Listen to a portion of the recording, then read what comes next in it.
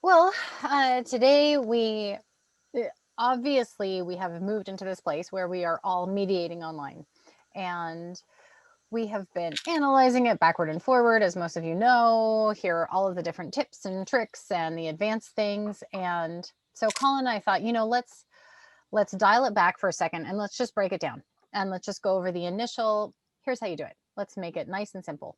And so for some of you, this might feel redundant, but I don't know about you, but for me, I was starting to feel like it was becoming this very complex thing, and it's helpful for me to break it back down and just see what are the signing on steps, what are the initial steps. So that being said, hopefully this is helpful for you. Please jump in if you have any questions. Alrighty, here we are. Okay, so the 3 steps to mediating online, and for this session we are specifically focusing on video conferencing with Zoom. Okay. So today's agenda, by the end of this session, whether you want to or not, you will understand 3 things. The initial setup and inviting people, some basic and advanced mediation techniques, and then the document stuff, creating agreements, confidentiality agreements, signing them, billing, etc. Okay, so the setup, the mediating, and the documents. Well, I double clicked. All right, so getting set up. Zoom is the most common. So that's the main thing that we're going to be talking about. But obviously it's not your only choice. And sometimes Zoom changes, okay? It can be really annoying. It was just a few months ago when we had a Zoom session, we had a training, and we had everything perfectly set up, and overnight Zoom had changed their password requirements and nobody could get into Zoom. So really quickly we had to send out an announcement for here's how to sign up with WebEx. And that just happens. So we're going to be focusing on Zoom, but let me say it is imperative that you have a backup, okay? That you figure out what is your second most comfortable thing. Something like WebEx, GoToMeeting, Skype, and other areas. It might be Digital Samba or WhatsApp. And by the time this call is done, there's probably going to be something that's even newer and greater out there. The point is, be very comfortable with Zoom if that's your first choice, but also be very comfortable with your backup. To buy Zoom, I think you're going to need to buy Zoom Pro because the limits are still at 40 minutes. Okay, so if you try to do the free basic version, they're going to cut you off after 40 minutes. So buy Zoom Pro so that you can have at least a full mediation session. Do that at zoom.us/pricing. And it's averaging about 15 bucks a month. There are a lot of annual deals, so you might as well buy it for the year and get a discount. Okay, so next, here we go, getting set up. So exciting. When I think about getting set up, for me, it is balancing safety and hospitality. In other words, I want my clients to know that I'm keeping their information safe and confidential and that not just anybody can come in. But I also don't want there to be so many obstacles to joining the Zoom meeting that they feel like they're not welcome, or they get frustrated in an already tense situation and they just say, forget it, I can't deal with it. Okay. So for me, that's what I'm always trying to think about, trying to keep things safe, but also hospitable. So to do this, you're going to go to zoom.us and then go ahead and sign into your account. And there are 3 ways that we're going to talk about getting set up. It's mostly done on your browser. Okay. That's where you're going to do most of your settings. So whether that's Chrome or Firefox or Edge, whatever browser you're most comfortable with, please don't say it's Netscape Navigator. Find a browser that you're comfortable with and we'll do all of your basic settings in there. We'll also be talking about downloading an app to your desktop, and this is nice and speedy, and it will just use the default settings from your browser settings. And then there's also downloading the phone version. Okay, I call that Zoom Lite. So first, how do we get set up with your browser? So we'll go to zoom.us/myaccount/settings. Okay, so you can see over in the left there, I went to zoom.us and then I'm clicking down on settings. And this is where you're going to do all of your main configuring. Okay. We have a document at Online Mediator Resources that goes through every single setting. Here to me are the most important things. I want to enable my mic and video and chat. Again, I'm trying to reach hospitality here, right? I'm trying to make people feel very welcomed. But we also have to let people know so that they're not surprised. Oh my gosh, your video is going to be on as soon as you join this call. Okay, so it's important to let your clients know that you will have their mic, video, and chat turned on so that they can talk to you, so that you can see them, and so that you can chat to them. I also choose to have my waiting room turned on, right? So again, this will probably change by tomorrow, but currently Zoom has a security requirement where you either have to have your waiting room or your password turned on. I feel like for mediations, it just makes more sense to have the waiting room feature turned on. In other words, people can't jump right into your meeting. They are going to be sitting in a waiting room, and then you invite them in when you're ready. And especially if you have a couple of clients, let's say you've got Tom and Sue, and Tom comes into your room first, you don't want to be sitting there and chatting with him when Sue comes in, right? Because that is already starting to look like things are a little biased, like you like Tom better and so on. We don't want that. So we'll just let all of your clients hang out in the waiting room until everybody's there, and then you can bring them in. This is also very useful if you're scheduling meetings back to back. Hopefully you've been seeing all the stuff about Zoom fatigue and the importance of having that buffer in between meetings so that you can refresh and be creative and ready and full of new ideas for your next meeting. So hopefully you are not scheduling meetings back to back, but I know sometimes it happens. So in case you're scheduling them back to back, the last thing you want is for one client to jump in on your previous client's meeting and overhear something that's very confidential, okay? That will totally destroy your trust. So have the waiting room enabled. Then these are the advanced features. We'll talk about this towards the end of our session. These are the key advanced features that I use. You might decide that some of them don't work for you, and so you might want to disable them, or there might be other more advanced features that you like. So for instance, polling, emojis, reactions, those are great ways to engage with your clients. I just don't use them as much, so I tend to not have those enabled. Okay, polling, I do like using if it's a training. I think that's kind of fun. Just another way to interact with people. But for mediations, I tend not to need to poll them. For mediations, I have annotation, and we'll go over that. That's where people can doodle on your screen. So if they want to highlight something or make a note on it, that's annotating. It's temporary, just so you know. So they're just making a note on your screen, not the actual document. I also have whiteboard turned on because I like drawing on stuff and making sure that visually I understand what's happening and that the clients can understand that as well. Okay, so that's called your whiteboard. Breakout rooms, this is essentially our caucus session. So if you need to have a private conversation with people, then you want to break them out into separate rooms. Apparently this was Colin's idea, so we can all say thank you, Colin, for coming up with this. And then the next one is remote control. And with remote control, that's different than annotation, right? Annotation is just temporary. They're highlighting something, that highlight will go away. With remote control, I am actually giving them control to come into my document and sign their name or make a change, okay? And that is a permanent change. So this is fantastic. We'll talk about this at the end if you want them to sign an agreement, okay? And then the final one that I like to have enabled is my personal meeting ID. What that means is that I have like a Zoom address, okay? It's like your physical address or your phone number or your email. If people type in that personal ID, it will always reach me. In other words, whenever I'm scheduling a meeting, I don't have to go and find out what the meeting is, what the ID is for that particular meeting.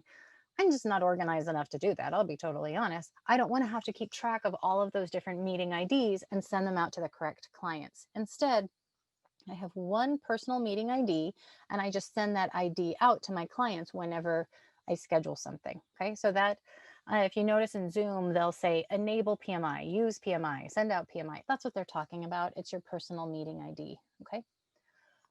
But the things I have disabled, I don't want my clients to be able to chat to each other. Okay. Let's say I have Tom and Sue in my meeting. I want to chat to Tom and to Sue, and I want them to be able to talk to me. I don't see any reason for Tom and Sue to speak privately to each other. Okay, because what if Sue is saying something very intimidating to Tom and I don't know about it and I can't jump in and try to reframe or validate or do any of that stuff? The mediation might go completely off the rails and I won't know why. So I have disabled, it's called the one-to-one chatting. I have also disabled file transfer because for the majority of my meetings, I don't need it. If we're scheduling an agreement session, however, I might turn on file transfer so that we can send documents back and forth. If I forget and I find out during the meeting that we need it, then as part of my security protocols, which you'll see when you're the host, then I can enable file transfer just for that meeting, just so you know. So if you forget to do it, you schedule a meeting, you find out you need to transfer a file back and forth, don't worry, you can add it during the meeting. And the other thing that I've disabled is recording. So this is something that you'll need to decide what makes the most sense for you. Typically, you don't want to record a mediation, right? Because all of the contents of that mediation should be confidential. There are some exceptions to this. Let's say it's a meet-arb and there might be parts of the arbitration that are public. Then we need to make sure to have record enabled. Some people want to record the actual signing of a document. Okay, so they might turn on record and they'll get everybody's permission. We'll include it in the confidentiality agreement. We'll hit record, watch people as they sign their document digitally, and then end that recording. But we would state that this is an exception to the confidentiality and non-recording piece of your agreement. Okay, so, but typically that's just not how my mediations roll. So normally I have recording turned off. You'll just have to decide what's right for you. All right. So next, so I mentioned that there are 3 ways that you have to set up Zoom. The first way is with your browser. That's where you're going to do the lion's share of the work. The second, though, make sure you download the desktop app. It just makes life so much easier. You can start a meeting on the fly. All you have to do is press that new meeting button. You'll see here you can also join a meeting. You can schedule upcoming meetings. You can share your screen instantly. But the main button you'll be using is that new meeting. Okay, and to do this, you'll go to zoom.us/support/downloads. And this is where you can find the appropriate download for your type of computer. Okay. So you will download that desktop app. You can go into your settings there. That's a little gear on the upper right, and down and change any settings that you need to. Okay.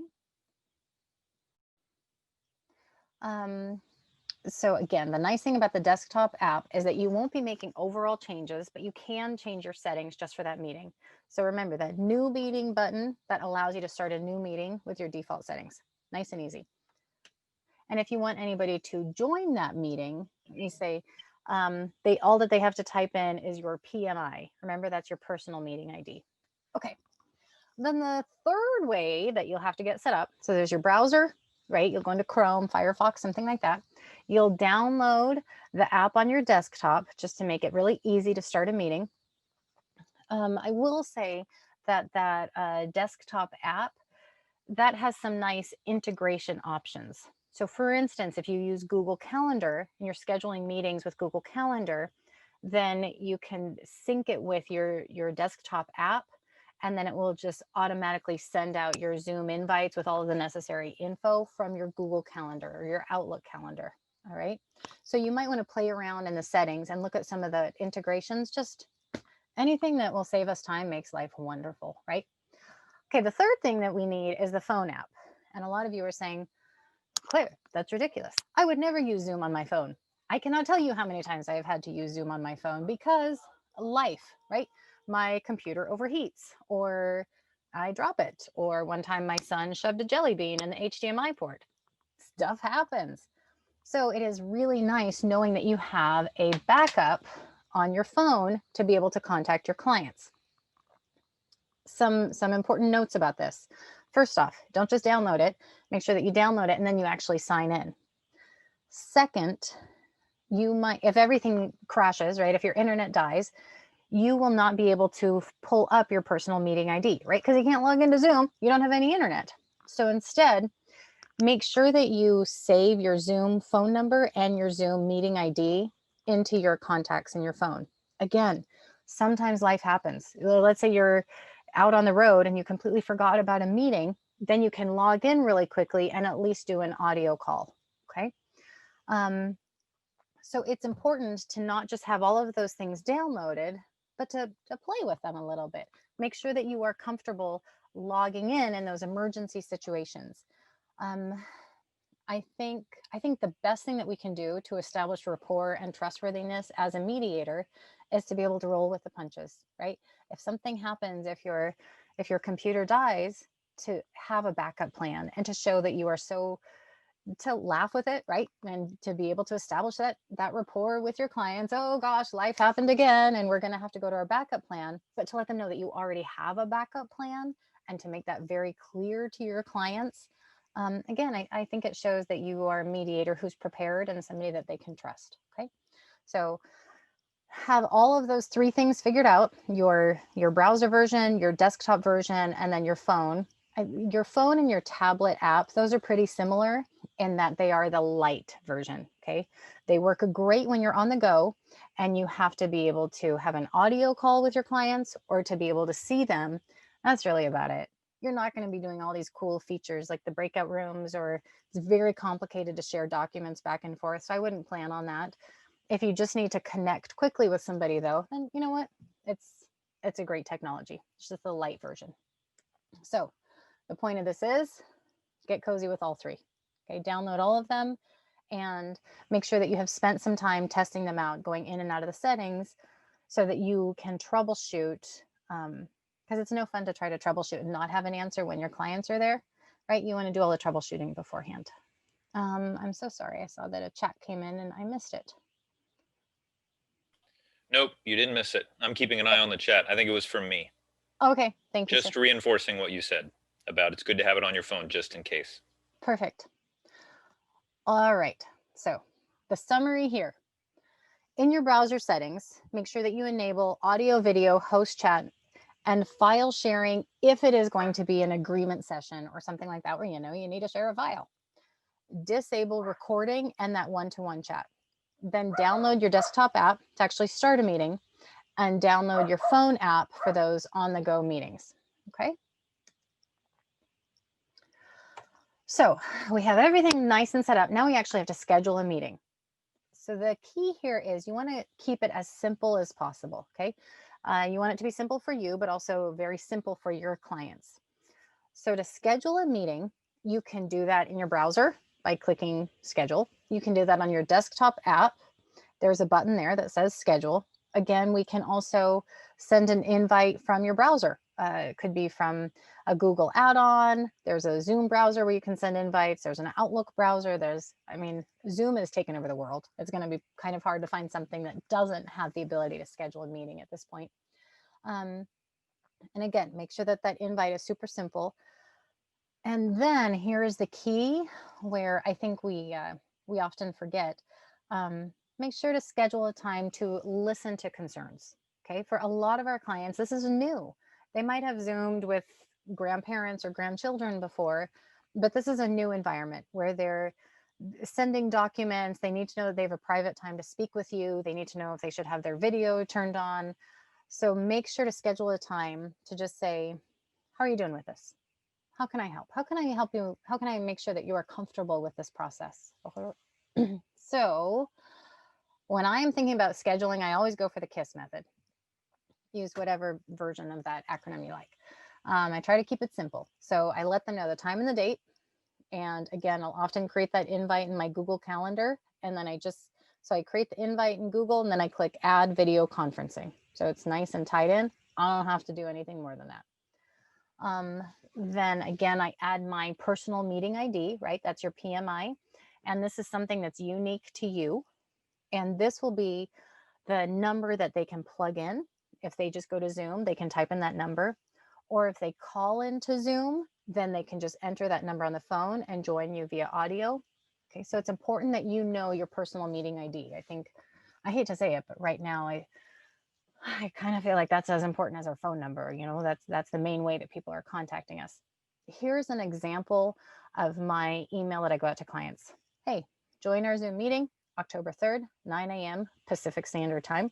Okay, remember, we are all in an online environment now, so you're probably not just meeting with people that are in your immediate community, they're all over the world. Make sure you include your time zone. Click here, I give the Zoom link. Use your computer, mic, and speakers, or you can call in. Here's the phone number. Thanks. And then you provide your office phone number, just again, nice and easy, in case something happens, in case they can't figure out how to download Zoom, in case yada, yada, yada. Make sure that you have a phone number or some immediate way for them to contact you right there. It could be your email address, it could be whatever your preferred backup plan is. Just again, we're trying to do everything we can to make our clients feel safe. Okay. And the tension should not be coming from Zoom or the video conferencing software. They've got enough tension with their conflict. Okay. We don't need to add to that. What our job is to reassure them and to help them feel comfortable with this process. Okay. All right. So you're all set up. You bought Zoom. You set it up in your browser, your desktop, and your phone. You've made this beautiful invite template. And now you need to think about your background. This is not actually the ideal background. Sorry, I shouldn't have chosen this one, but my house was too loud, so I came out here and hid. Your background, you want it to be light, you want it to be clean, you want it to be welcoming. Remember, you are also going to be staring at this all day. So you want it to be something that you enjoy looking at as well. That being said, if you are sick of looking at your background or your face, because sometimes it is nice to just focus on your clients' faces, remember you can also navigate to your profile picture, click on the 3 red dots, and then click Hide Self View. That's a great way to remove your video if you just want to focus on your clients' faces instead of yours. To get that back, navigate to the top right of your screen, and it will say Show Self View. Okay, so that is just a handy tip.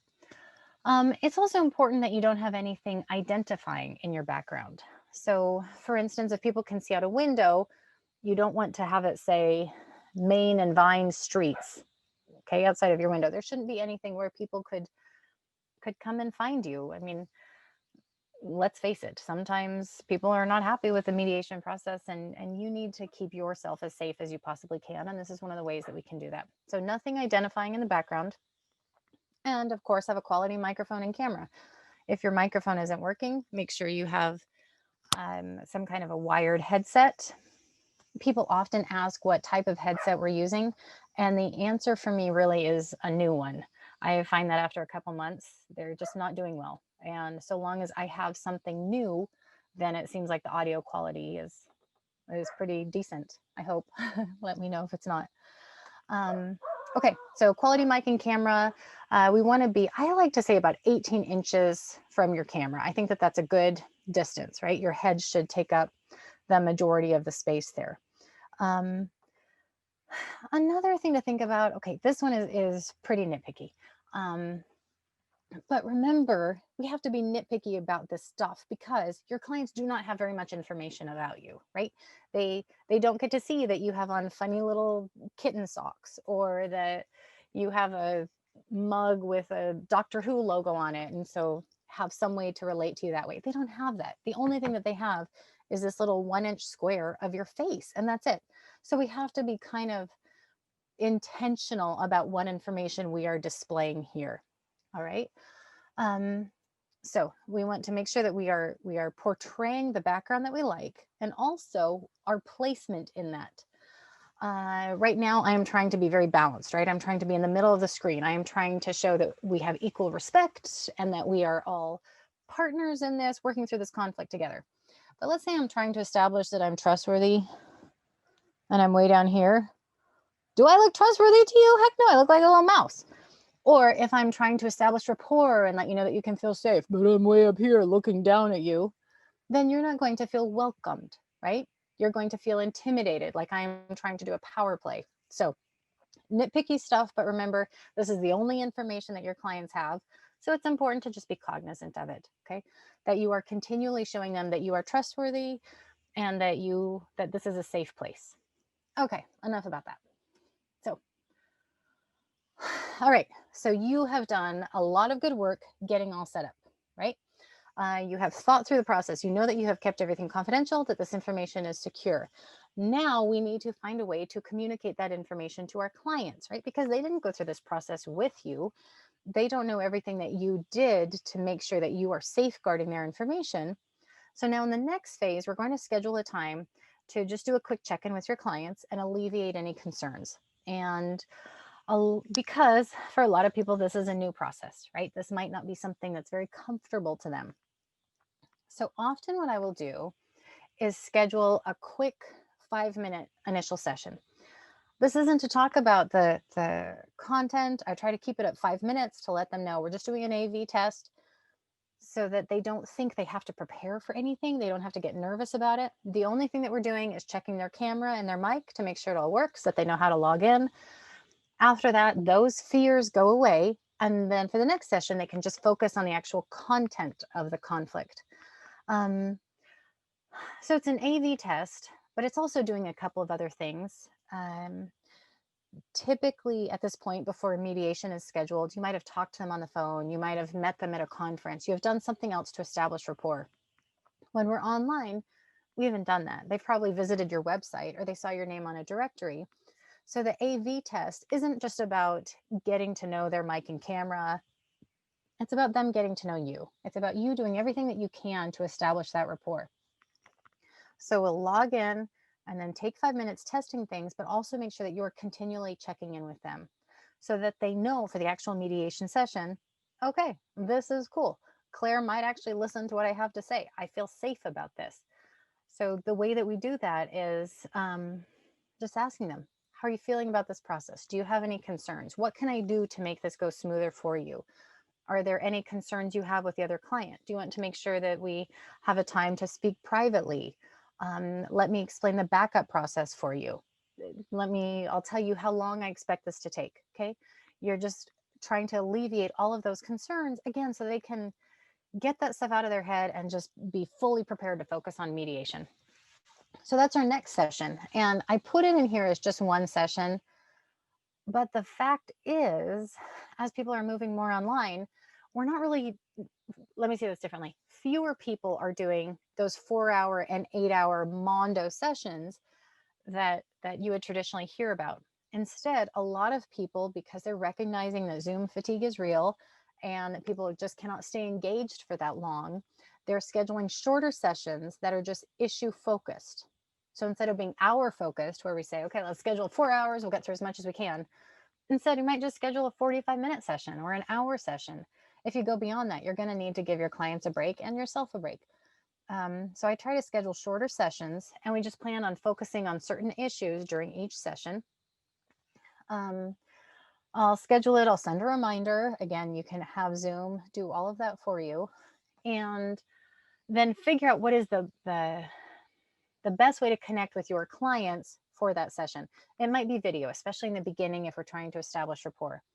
Later on, if you notice people are getting tired, maybe they're getting triggered or intimidated by the other person, or maybe their internet is just getting glitchy and it's starting to be a little bit distracting, then switch to audio. And if for some reason, if things need to be asynchronous, or if there's just an extreme history of a power imbalance, audio might not be the best option either. So we might want to switch to chat or to do some kind of a text-based things. That gets more into the correct software, which you'll find out more about that on the onlinemediator.com website. The point is, make sure to set this up in a way that keeps your clients comfortable. I think the richest modality that makes sense for our client is what I always tend to, okay, the greatest common denominator, so to speak. So if they are able to use both audio and video, then that's what I want to go for, because then I can see their face, I can check in, I can try to figure out if there are any little micro expressions that I need to be aware of. And they're also seeing me, and they're seeing that I'm listening and I'm nodding and I'm understanding and I'm validating. Okay, so I try to use video whenever we can, but sometimes it just doesn't make sense. So in that case, make sure that you are comfortable either just turning off your video or that you have Zoom ready to connect with people on your phone. Okay, so now we start to get into the fun stuff. So we've done our AV test. Our clients are super excited about this process because we've been listening to them, we've been establishing rapport, and now we're in our joint session. I think it is even more important when we're online to be able to meet with our clients individually. And so that's why I try to have breakout rooms scheduled, and I let them know ahead of time, I'm going to want to check in with you and just make sure I understand everything. And so I'll probably ask for a 5-minute private conversation at some point. I think it's even more important because, again, we can't pick up on as many micro expressions. We don't see as many clues when we're online as we would when we're face to face. So, for instance, right now, if my toe is tapping or my fingers are clenching or my stomach is tightening, you can't see any of that, right? That is all off camera. And so, as a mediator, there are a lot of those little micro expressions that we just can't see anymore. So, that's one of the first reasons why I want to try to meet with clients more often in a breakout room, just because I might be missing things. And I want to make sure to check in with them and make sure that they're doing okay. That being said, um, when we're in somebody's conference room and somebody asks for a caucus, then while you're waiting, you've got a lot of things you can do to pass the time, right? You can go to the bathroom, you can plug the meter, you can go make some coffee, you can do a lot of things. You can't do those things when you are sitting in a breakout room, right? You feel like you've suddenly been thrown into the void and they've forgotten about you. So I really recommend keeping those breakout room times to 5 minutes max. Meet with one for 5 minutes. If you need more time, go into the other party's breakout room and let them know, or send them a note, or say, "Hey, this is taking longer than I thought. How about I text you as soon as this is done, probably in about 10 minutes, and then we can join together." Because you don't want clients to have to sit there in the void. They're staring at this empty screen. They're all by themselves. You start to get that panic feeling of maybe they forgot about me. Maybe I need to do something wrong. Did I mess something up? Right? You don't need that. You don't need to add to their angst. So I say about 5 minutes max, I think is wise. Oh, and a couple of notes. As as Jim mentions, this is a flaw in Zoom, and hopefully they fix this pretty quickly. There's no way to knock on the door. So you can send a generic note to everyone. It says broadcast message to all, and you can let everybody know, "I'm leaving my room with Tom, about to join my meeting with Susan." But that's it. There's no way to like knock on Susan's breakout room and say, "Hey, can I come in now? I'm ready for a session." You just suddenly burst in. And that can be slightly disconcerting if your client is in there with her attorney and they're having a pretty private conversation. Okay. So just be aware of that. You can broadcast a message to all, but that's about it. You cannot send an individual message to breakout rooms. If somebody's in a breakout room and they need you, then there is an option down at the bottom to request help. And then that will show up to you as the host, and you can click into that room and go meet with them. Any other big questions about breakout rooms? Any stuff I'm forgetting here? We're all probably familiar with this at this point. So breakout rooms, very important. Highly recommend connecting with your clients in a breakout room, again, just to make sure all of their fears have been listened to. Claire, I will break in. Jason put in a great comment in the chat. He said Please. texting from a phone as a knock seems to work well. You I know, like if the that. parties are in there, yeah. It would be better if Zoom was to integrate the door knocking functionality, but I think Jason's workaround works well. Just to say, And I'll text you when. Yeah, please, Jason. thanks. You want to talk about pre-assigning breakout rooms? You can set up breakout rooms in advance of the meeting. But by my understanding, the only way that you can pre-assign people to breakout rooms is if they have registered for the meeting, which I think is inconvenient. Right. And I don't know if you want to talk about the process of setting up the breakout rooms in advance of the meeting. So I typically don't, again, like you said, just because I don't have people register for a session. But when we're in the meeting, then I make sure to set it up manually. So right now there are three options. You can say set up breakout rooms automatically, manually, or let people decide. I go for the manual option to make sure that I have the right people in the right room. Okay. Because the last thing that I want is to accidentally put the attorneys in one room and to have Tom and Susan by themselves in a separate room. Right. Yeah. I want to make sure that Tom's with Tom's attorney and Susan is with Susan's attorney separate. And so we can set that up manually. Sometimes it is helpful to rename those rooms. Okay, so I can say, here's the plaintiff's room, or here's the complainant's room, or here's Tom's room. And then another suggestion I've heard, I think from Tom King, that I really liked, is he sets up a final breakout room that's just for himself. All right, because at any point the clients can leave their breakout room and come back to the main session. And you might need a couple of minutes for your brain to figure out your strategy going forward.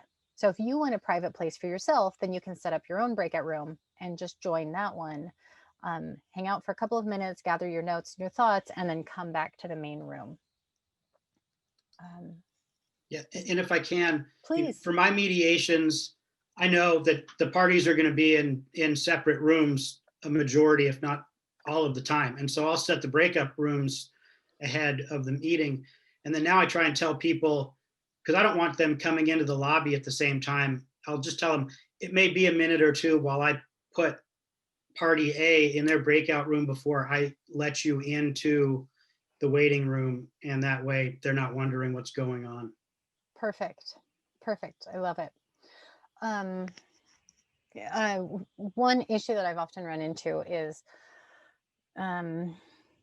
let's say I have Tom and Susan, and so I get Tom and Susan in their breakout room, and I get their attorneys in their breakout room because I can see their faces, so it's easy to put the right person in the right room. But then I'll often have a straggling phone number, and I didn't realize that somebody had called in, and that's tricky, right? Because I don't know where to put the phone number. So if somebody's in that situation, then I try to tell them, hey, if you're going to call in, click down where it, where you've got your bar with like the mute and the video. You can click on that video and it has call in options. And from there, you can get your participant ID.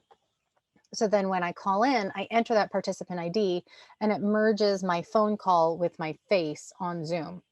Okay, so that they're not two separate things. And then the mediator has to try to make sure that there's not a disembodied voice hanging out somewhere, but instead my phone call and my face on Zoom will go someplace together. Okay, so that we'll all end up in a breakout room together. Hopefully that makes sense. I have run into this situation many times where I have these straggling phone numbers and I don't know who goes where. Okay, so let's say we have our couple of joint sessions. We'll go to breakout rooms, or if you're more like Jason's approach, they might be in a breakout room the entire time.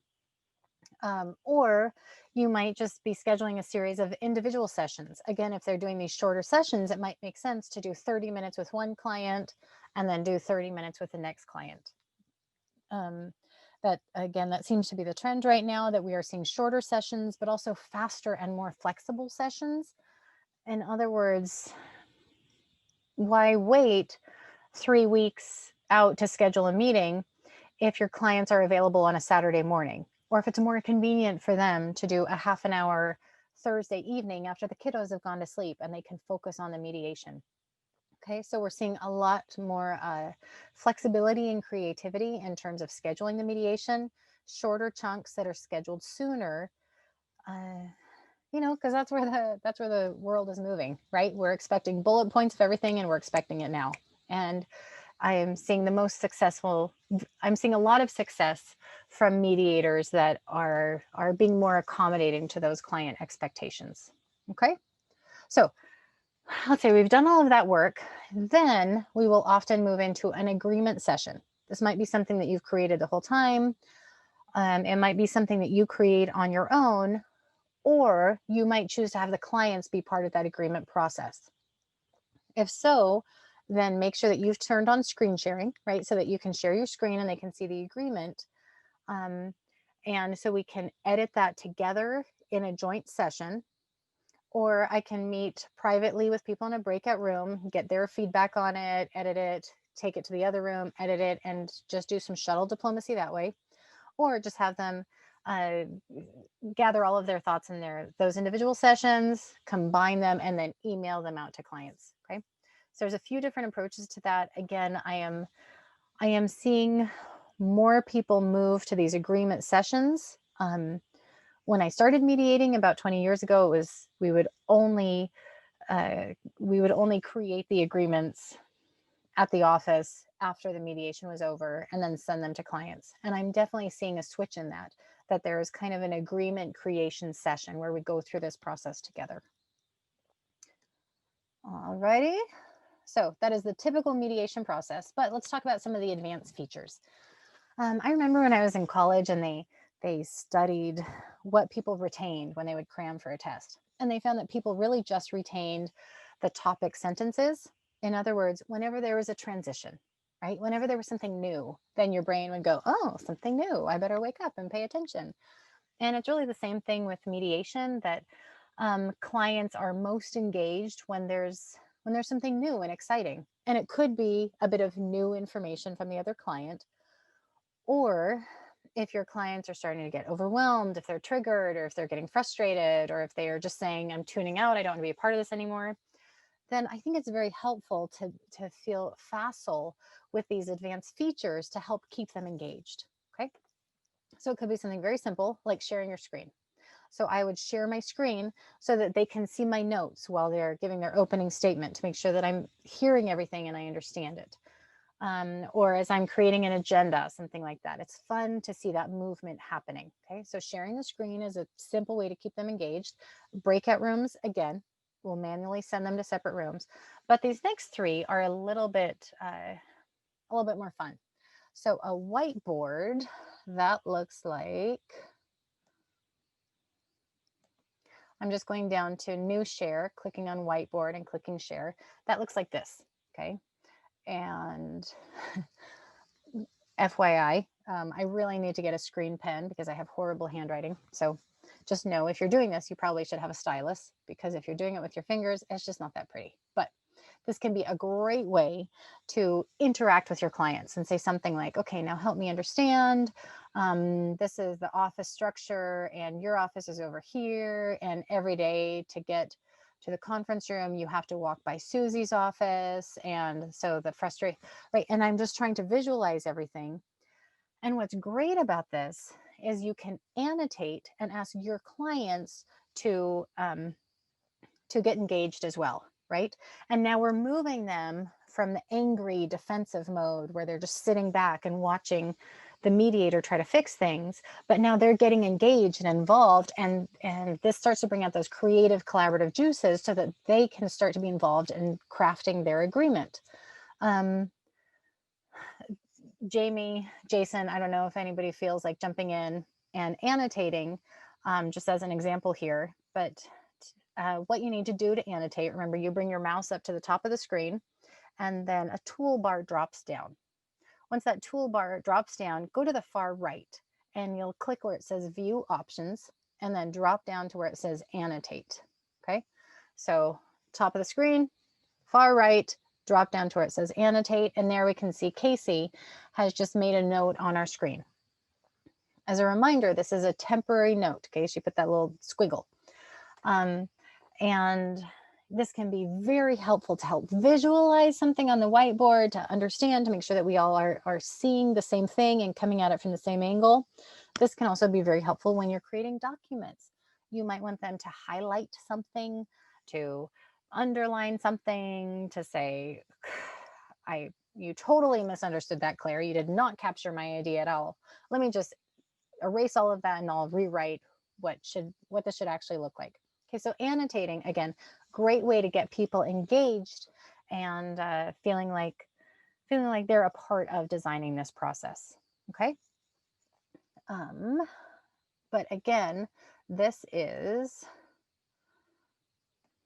temporary. So if I move my screen around, or if I close this screen, then all of their annotations go away. So this is only for us to temporarily create something, for us to temporarily visualize something. What we want to do instead, so let me go back to my regular screen, is I want to remote control. The fun part about remote control is that now they get to remote control your screen. I most often use this if I have created an agreement and I want them to sign it. So I will share my screen. I'll walk through the agreement, or this might be the confidentiality agreement at the beginning of the mediation. I'll walk through it, and then at the bottom, we'll see if they have any questions. If not, when I want them to sign it, as the host, I can click on the button at it's at the dashboard at the bottom right of my screen. It says remote control, and it says give remote control to, and I would click on Tom's name. Then Tom can come in and he can sign his name. Thank you. I'll move my mouse again. That means I get control back. I'll click remote control, give control to Susan. Now Susan can type, and it's really weird when somebody else, I don't know if you've done this before, but when somebody else remote controls your screen, it's like there's a little gremlin or something just sitting there controlling your laptop, because you start seeing things appear on your screen that you didn't type. It's very strange. So they've remote controlled it. They've signed the confidentiality agreement or the mediated agreement, and then you wiggle your mouse and that gives you control back. All right. It's a very fun feature. Again, you have to initially turn this on with settings, but it gives you a lot of functions later in the mediation to have people sign, to have people edit, and again, just to keep them engaged and involved in this process. Okay, so those are the advanced features. Share screen, pretty basic. Breakout rooms, pretty necessary. Whiteboard, annotate, and remote control. These are all great features for keeping clients engaged. If you're doing a large, let's say a multi-party facilitation or a large group mediation, then you might also want to add some of the more fun features like reactions where people can clap or thumbs up, or polling, so you can see how everybody's doing, if everyone is okay with this idea, and you can create those polls during the meeting. So as content or ideas come up, you can quickly say add new poll and type in the keys of it. Those are like advanced features. All right, so next we have, oh, sorry, double clicked again. All right, so phase 3, documents. We've already covered some of this. Some of the more common documents that we'll need in mediation, things like the initial agreement to mediate, which often will include your confidentiality agreement. We'll probably want to send them kind of a process proposal with a fee proposal, then an agreement at the end, and then billing information. So we know we need to create these documents. Where's a good place to start? Most of us at this point have some kind of template created for this. If not, again, go to online mediator resources, and we have a lot of templates there for you to choose from. So you can, these are all templates that either we've created or we have gotten permission from the original creators for you to use, edit, grab whatever language you want to create your own. And this is important, I think, to review other people's documents, simply because if somebody else said something better than you did, why not grab their language and improve your own template? But also they might have thought through something that you didn't think about and you didn't include in your initial agreement. It's also important, we're continually updating these documents with what are the latest things that we need to think about to protect yourself and your clients in an online environment, such as no recording, no screen sharing, no digital recording. You cannot have another person present in the room that cannot be seen. You agree to not do a screenshot of the document during the mediation. Okay, so there are lots of little things like that that now we need to be aware of as we're moving into an online environment. And again, those documents are all available in our online mediator resources site. I need to make sure to include a link to that now that I've said it so many times. So those documents will create your confidentiality agreement. And again, we are trying to make this process as clear and transparent and welcoming for our clients as it possibly can be. So I like to send them an anticipated process ahead of time. Things like for Jason, he might say, I will be only doing individual sessions, or I will be doing shuttle diplomacy. So people will be kept in breakout rooms the whole time. You might tell them that I will have your video and mic turned on the whole time so that clients can be prepared and not be surprised when suddenly there's a video of somebody watching me. We want to avoid that. So give people an anticipated process, and then also go over your anticipated fees. And this looks a little bit different for a lot of people now that they're moving online. So we want to think through that process. Okay, so a lot of us have our templates. A lot of what I have started to do, let me go back for a second. What I've started to do is move all of my documents into Google, because then I can access them from anywhere, which is nice. I can also dictate in the terms of the agreement.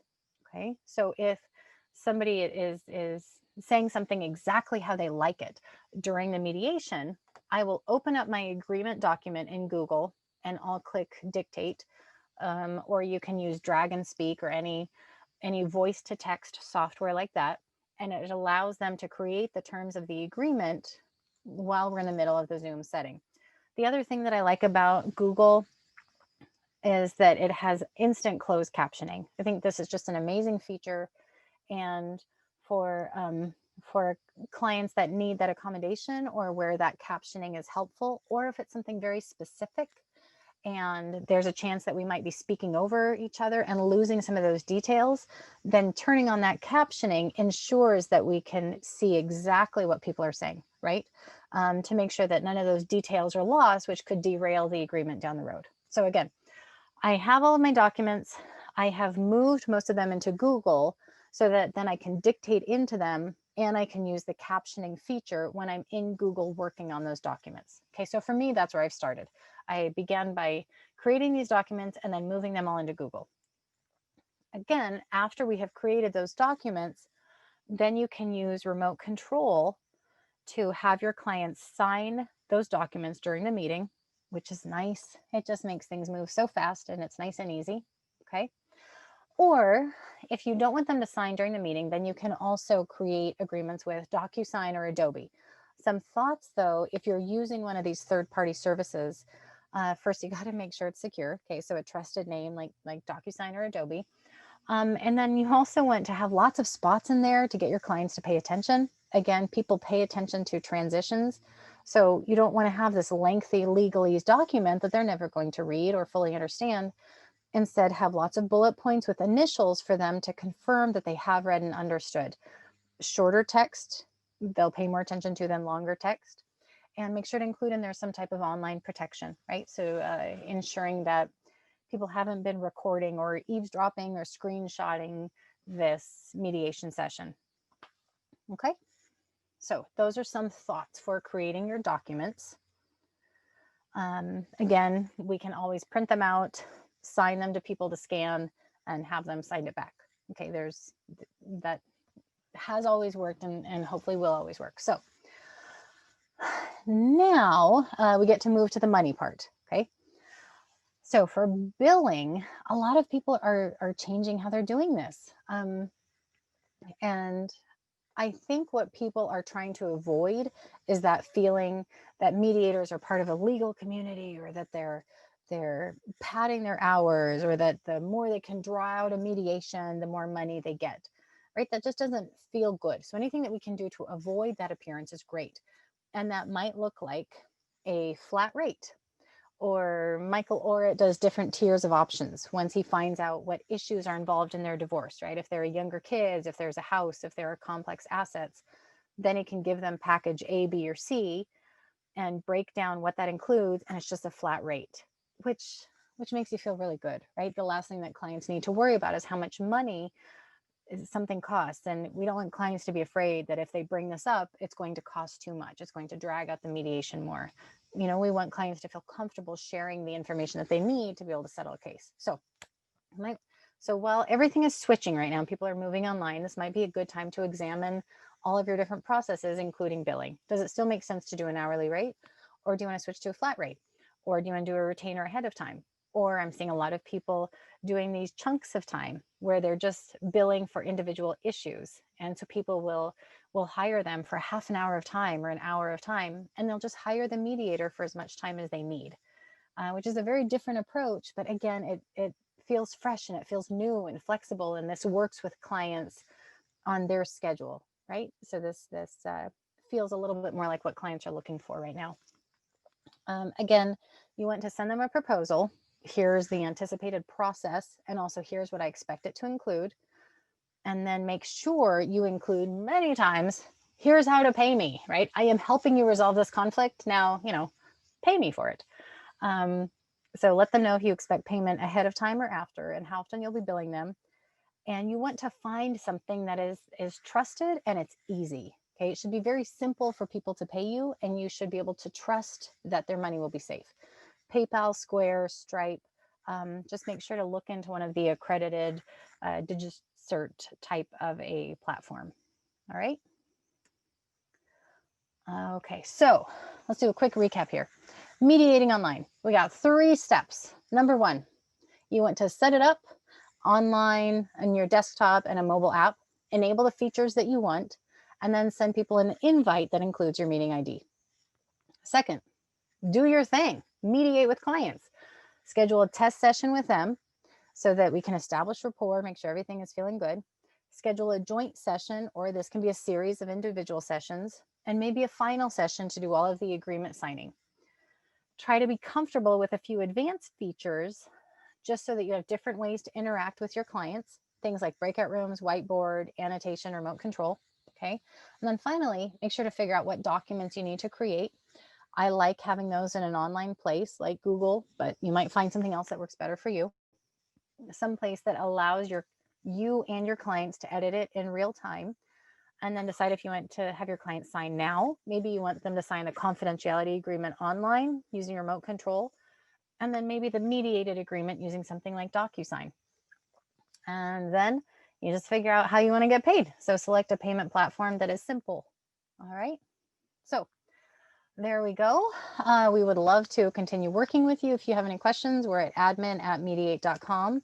And remember, our whole focus here is to continue to work together to find the best way to be the best online mediators we can be. So as you have suggestions, we would love to see it, send them in. And the more suggestions and resources we hear of, we will continue to send those out together. Okay. So thank you, everyone. That is what I wanted to share.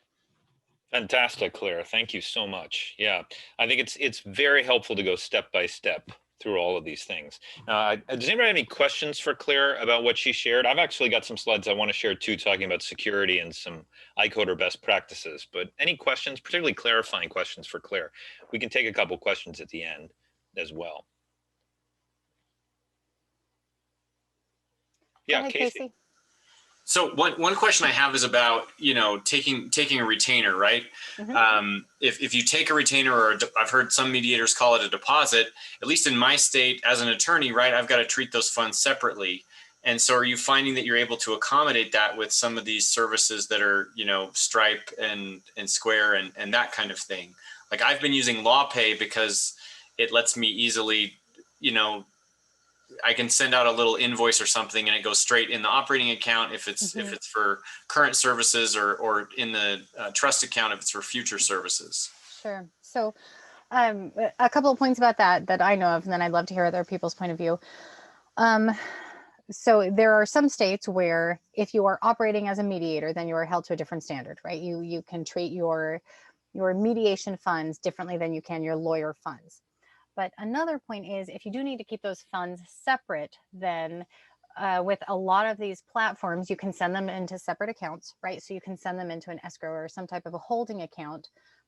But so, for instance, I have different PayPal accounts. One goes into like a training account, and one goes into a mediation account.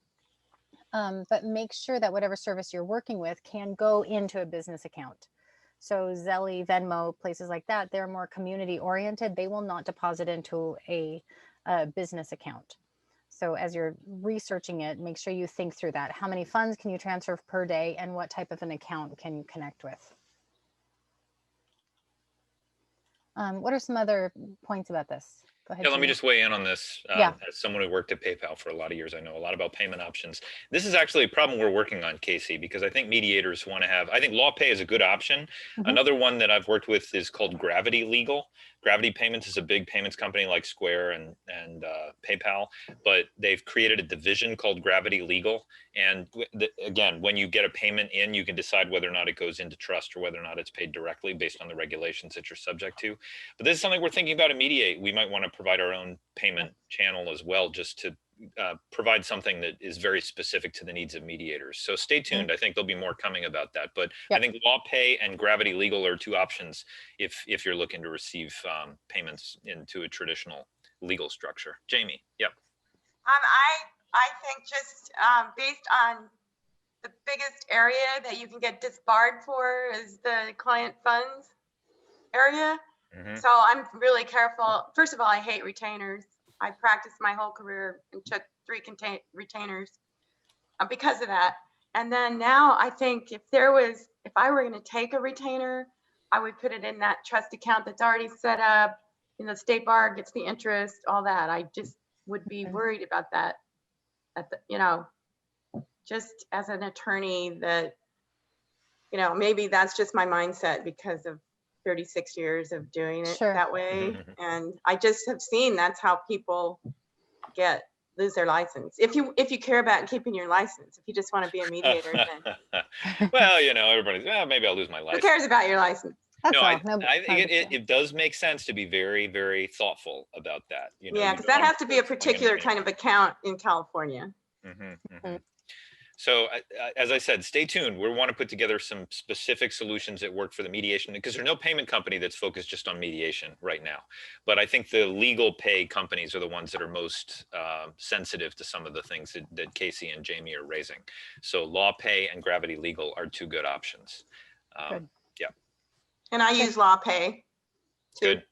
Great. Sounds good. We need Mediate Pay. So we do. We're getting there. Yeah. We're getting there.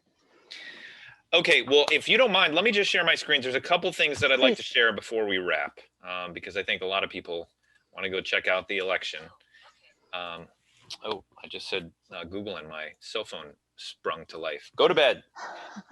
Okay, so I just want to share a couple thoughts here. The first thing, very quickly, I'm not going to spend a knockdown drag out on this, but there was a lot of talk about Zoom security. And I still have mediators that say to me in sessions, is Zoom secure? How do I know it's secure? I think when the whole pandemic hit and Zoom became the default application back in May and June, they did not intend for their platform to be bulletproof compared to some of the other options that are out there, like WebEx and even WhatsApp. And there are channels that had end-to-end encryption, and Zoom didn't provide that level of encryption. Now, there are many features, as Claire pointed out, that make Zoom more secure.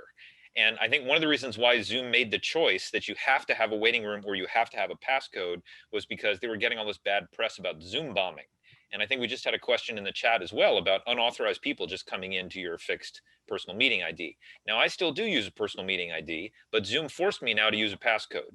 Now, I prefer the passcode to the waiting room, but again, that's not for mediations. I think the waiting room is better for a mediation because then you can decide when people come in. But I think, again, they're using existing functionality to make the platform secure. And I personally believe, after having looked at all of these features and understanding the way Zoom works in quite a bit of detail, I think that Zoom is more than secure enough for most of the mediations that we're doing. You can lock meetings so that new parties can't come in.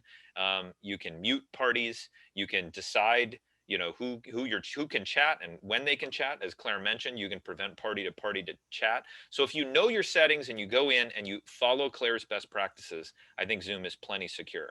Now, I will say, people talk about encryption. And when we talk about our obligation to the parties around confidentiality, security, and privacy, we do need to understand a little bit about how this encryption works. And Zoom does offer encryption out of the box when you use Zoom. It does encrypt the information that's being communicated over the internet. So a bad guy couldn't just intercept that traffic as it goes through the internet and then make sense of it. It is encrypted, but the out-of-the-box encryption for Zoom is not end-to-end encryption. It's what's called TLS encryption, which means there's essentially a key on each side. And when the information is going over the internet, you can't make sense of it, but there's a key on either side that you can use to kind of decrypt it.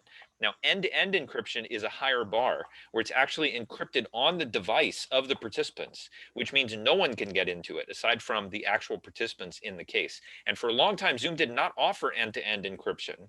But again, I think this 256-bit TLS encryption, which is what people use also for when they make online purchases, that is more than adequate for most of the mediations that we're doing. But the good news is, and this is an article from Wired just from yesterday, Zoom has now finally implemented end-to-end encryption. And you can go into your settings and you can turn it on. They're calling it kind of a technical trial for 30 days, but I think they bought a company that does this, so I'm sure it's going to be part of their feature set. So you can turn on end-to-end encryption, which means not even Zoom can get into your communications. Nobody can, aside from the participants in the case, but the participants in the room who have the end-to-end keys. But the challenge is you actually lose some of the features that we find very valuable. Like you can't do chat, you can't do breakout rooms. There's some other things that end-to-end encryption turns off. But if you have a case where the parties are super sensitive about the communications and the confidentiality of their communications, you now can do end-to-end encryption with Zoom. But again, stay aware of other video conferencing platforms, because there are systems out there that do offer end-to-end encryption, and you don't have to turn off features to use it, like WhatsApp. So does anybody have any questions about security? I think it is very important that we get smart enough about it that we can reassure our parties that this is something that we've thought about. But I think with the changes that Zoom made over the summer and through the fall, I think it is now more than secure enough for most of the work that we do as mediators. Any thoughts or questions about that? Okay, good. Silence means that I've beaten the topic into the ground. So this is the last thing that I want to address before we open it up. We'll take a couple questions, then we can wrap. There's an organization called ICODER, the International Council for Online Dispute Resolution. And ICODER puts out best practices and standards for online dispute resolution. And I do urge you to check out ICODER. It's a membership organization, kind of an advocacy, kind of a professional association for online practitioners. So you can sign up as a member, and then you can put an ICODER seal on your communications that indicates you abide by those ICODER best practices and ethical standards. But one of the things that ICODER has issued, and it's available for free on the ICODER website. If you go to icoder.org, you can see it right there. Their video mediation guidelines, essentially best practices for conducting video mediations. And I just wanted to take a second to go through these guidelines. Claire's already touched on a fair amount of these, but I think that this is a valuable document to use as a reference for you to ensure you're abiding with best practices in the field. And if you look at the ICODER ethical standards and ethical principles, they're grouped by accessibility, transparency, terms like that. So you'll see these best practices are similarly grouped by those words, but they're very specific. They provide very specific advice. So for instance, one of the ethical principles we have is accessibility. So we say your video mediation process, you should confirm individually with each party their willingness to use technology for the session, because there may be reservations that a party has, and if you don't confirm specifically with them, they may go along with it, and it may create issues downstream. You must ensure that you and each participant have an effective connection. So when Claire was talking about those pre-sessions, you want to make sure they've got adequate bandwidth, they know that their camera works, their audio works, because you don't want to get into a situation where you're doing the tech troubleshooting your first session. Because if you can hear the other party and you can't hear the third party, or the other party, that can create issues as well, can really set things off on the wrong foot. So do those pre-calls to establish audio quality, adequate lighting, and good bandwidth.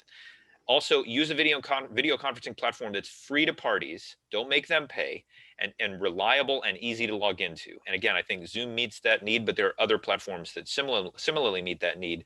And again, we have new platforms coming out like Legaler that are custom made for these types of processes. The last thing is send reminders to parties with login information to the room, a minimum of 2 days before the session, and then again 2 hours before the scheduled start time. If you want to send more reminders, that's great. If you want to send a calendar invitation with the dial-in information or the access information in it a week in advance, that's great. But make sure that you're continuing to send them those reminders, because sometimes they can lose it. They don't see the calendar invite, they delete it. So it's worthwhile to send that information over and over again. Okay, another one is competence. One of the things we talk about at ICODER is the neutral needs to be competent in the use of this technology. That means you need to practice the software you're using before you use it with parties. Don't just go in there and say, okay, well, we'll figure it out on the fly. Also, offer to try it out with the parties individually in advance of the session. That is true not only in video conferencing software, but maybe for other software tools that you're using as well. So I think that's a good thing to do that pre-testing and to practice. Also, inform parties what technology will be employed prior to the session, because there may be some people that don't like Zoom, and you need to raise, okay, we're going to be using Zoom. Well, I really prefer not to use Zoom. Okay, you can find an alternative. But it is very important to disclose that. Also, learn the additional ethical obligations that come along with mediating over video. And as I mentioned, icoder.org has all of these ethical obligations for online mediation, as well as addressing the parties' ethical obligations. We were just talking in the chat about whether or not parties, they can take screenshots. And yes, you can't, no matter how much encryption you have in your transit, if they can see it on their screen, they can hit print screen and they can take a snapshot. The only way to address that is in your agreement to mediate and your ground rules. You need to explain to parties that they agree that they're not going to share confidential information. They're not going to be screen capturing. They're not going to be putting their phone on record and setting it next to their speaker and recording everything. There's no way to 100% ensure that your parties aren't going to engage in that behavior. But that's one of the reasons why you need to call it out in your ground rules and agreement to mediate. All right, the next one is confidentiality. Now we talk about privacy, confidentiality, and security as if they're the same thing, but they're not all the same thing. Confidentiality has to do with keeping the confidential information of your parties confidential. So that's why Claire said it's a best practice to let your parties know you're not going to be recording video or audio in online mediations, that is disabled in your Zoom instance. Because if they have a fear that that's occurring, now Zoom, when you record in Zoom, it does let the parties know that it's being recorded. But I think it's important to reassure them that they can say what they want and not worry that that information is being saved or recorded. Also, get a written commitment from the parties in advance. They will not record audio or video, as I mentioned. Also, if the parties want to show a document or photo in the session, have them share their screen in Zoom and show it instead of emailing it to other participants. Because the problem is email is not confidential. If I send a screenshot or a document around to the other parties and say, look at this, well, they can forward that email to 30 other people and I will never know. Whereas if you have in Zoom, they share their screen, you know when that session ends, if the parties have not been recording or taking screenshots, it can't be shared. So we say it's a best practice to have them share their screen as opposed to sending the actual document. And the other thing is once all parties have joined, you can lock the room so others can't join in. Again, if you have a waiting room or you have a passcode, that's less of a concern, but it's still a good best practice. If you know you've got everybody in the room, lock it. Now the challenge is once people, if they get dropped out, they get disconnected and the room is locked, they might not be able to rejoin. So it's something to pay attention to, but that's a good security best practice. Okay, another thing we take very seriously, fairness, impartiality, and neutrality. Yes. You need to begin the session with everyone's video and microphone on as if they were in the room. You don't want to have a situation where one party is talking and the other party is not. The other thing is if one party disconnects, you need to suspend the session. You shouldn't just sit there and continue talking with the other party that's online. It's not like you get a free caucus because then the other party logs in. What did you talk about while I was doing that? I mean, if they're on their phone and the battery goes out, it could take them 3 or 4 minutes to re-engage. So you might want to be social, but you need to resist that temptation and say, you know what, let's suspend the session until the other party's reconnected just to maintain the level playing field. Also, if a party's audio cuts out or becomes distorted, they often don't know that. So it's important that you need to wait until the audio fixes itself and then notify them that they broke up and ask them to repeat what was said during the outage. That's the best practice. And it's always good to have a backup option for sound. For instance, if somebody's audio is breaking up and you just can't hear them, say, look, why don't we dial in, either do an audio conference or have them connect to the audio in the Zoom room over their phone via the dial-in number, which you can do. And then always join your session 10 minutes early to troubleshoot problems, because that'll help to get everything on even keel when the session officially starts. Okay, just 1 or 2 more of these. Use a secure video conferencing platform. Again, having the option of end-to-end encryption is important, but as long as there is strong encryption, that's the key. Do not use apps or software that require location information to be shared, because that can be an issue, particularly if people don't know that their location, if they're on a mobile device and that's being tracked by the app and they later find that out, they can be annoyed that you, the mediator, encouraged them to install that software. Or if you do want to use one of those apps, explain to the parties how they can turn that off if that's something that's important to them. Also, as Claire mentioned, you should pay your $15 to Zoom so your conference won't time out. Even if you think, well, it's only a 30-minute session, you know, I'm not going to bump up against the 40-minute limit. You never know what's going to happen. So I think that's why it's worth it to pay for Zoom. So you get it won't time out. And then also, I think a best practice is to have all the videos on the screen at the same time, as opposed to only highlighting the speaker. Now, sometimes you can pin a video if you really want to see someone's reactions up close. But the key thing about having the videos on screen at all times is you can see other people's reactions even when another party is talking. And you can see if someone else joins the room inappropriately. If you've just got speaker view on, sometimes you might miss that. So that's essentially it. And the last thing I'll say is practice, practice, practice. Practice with your friends, practice with yourself. You know, we had a simulation on the CREC platform over Cyberweek. iCoder, we do regular simulations. So the more you practice, the more comfortable you get with it. And you'll be able to communicate that confidence to your parties. Okay, so that's pretty much it. Let me stop my share. And let's come back and see. Does anybody have any comments, thoughts, and questions? Not only about what I shared, but about everything. What Claire shared, what I shared, or even your own experience using some of these tools. I have just a comment question, I guess, but there's not time to do it here. But sure. I listened to that session today about the disabilities and accessibility. Yep, Dave's session. brought me back to nightmares I had when the ADA lawyers, plaintiffs lawyers, went through our area and got a lot of lawsuits filed, federal lawsuits filed against business clients of mine. Mm-hmm. And you know, when I started considering what was being said today, I feel like maybe I'm the only one that didn't think of it, but I was thinking, oh my, this is a huge liability if that's not something we're addressing. So I'm liking to have more information about that or more discussions or something. Yeah, I think it's an excellent point. And the reason why we had that session, the reason why it's so important what Dave is talking about is because we all need to think about the technology we use to ensure that we are maximizing accessibility. And that's part of the ICODER ethical standards. Dave mentioned that in his presentation too.